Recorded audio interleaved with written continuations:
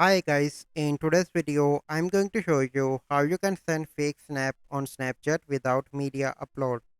So the first step you need to do is to open Snapchat and click on this icon in the bottom. Then you need to select any conversation. Okay, I'm going to select the first one.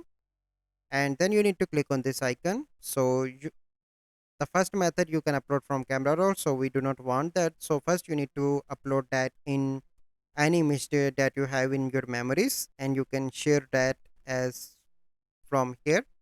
And now you can see that it is not from the normal camera, but you can upload a fake snap. But when that person receive, it will look like you send a snap from camera roll, but it is a fake snap. So I hope you find this video helpful. If you find this video helpful, must like this video, subscribe to our YouTube channel for future videos. We'll see you in the next video. Thank you, have a good day.